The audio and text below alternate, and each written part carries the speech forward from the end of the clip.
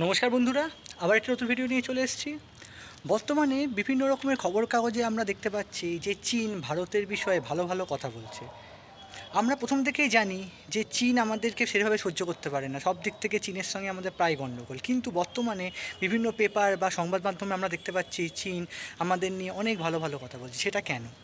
সেটা কারণ হচ্ছে আমাদের হচ্ছে ইউএসএ ডোনাল্ড ট্রাম্প চাইনিজ পণ্যের ওপর প্রায় 150 থেকে 175% বিভিন্ন রকমের ডিউটি লাগিয়েছে।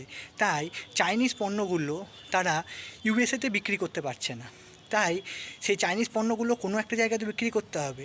তাই তারা এখন চাইছে যে ভারতীয় বিভিন্ন রকমের কোম্পানির সঙ্গে টাই আপ করে সেই জিনিসগুলো ভারতে বিক্রি করতে।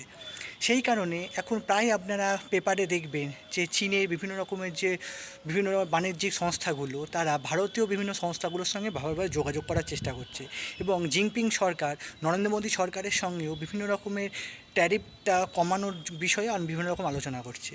এতদিন পর্যন্ত বিভিন্ন ভারতীয় কোম্পানিগুলি যখন চাইনিজ কোম্পানিগুলোর সঙ্গে ব্যবসা করতে যেত, তাদের বিভিন্ন রকমের টেন্ডারগুলো চাইনিজ কোম্পানিগুলো প্রায় 1 বছর, 1.5 বছর, 2 বছর ধরে আটকে রাখতো।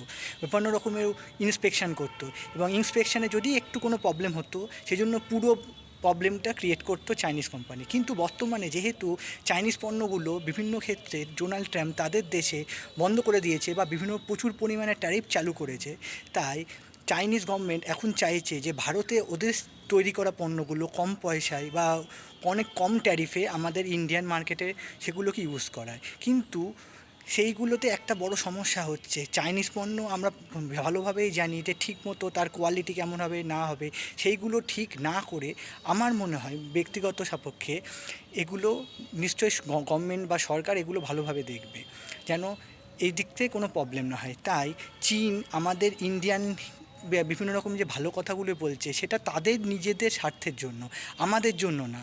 তাই এই গভর্নমেন্ট যে প্রবলেমগুলি ক্রিয়েট করছে জিনপিং সরকার, সেটা যেহেতু ডোনাল্ড ট্রাম্পের সঙ্গে তাদের একটা ট্যারিফ ওয়ার চলছে বলে তার বিকল্প বাজার হিসেবে আমাদের ইন্ডিয়ান মার্কেটটাকে তাকে দেখছে। আমার এই ভিডিওটা যদি ভালো লেগে থাকে তাহলে অবশ্যই আমার চ্যানেলটিকে সাবস্ক্রাইব করবেন, নোটিফিকেশনটা অন করে দেবেন, তাতে এই যে নতুন নতুন ভিডিওগুলো আপলোড করে দ্রুত দেখতে পান। আজকে আসি বন্ধুরা, আবার পরের ভিডিও দেখা হচ্ছে।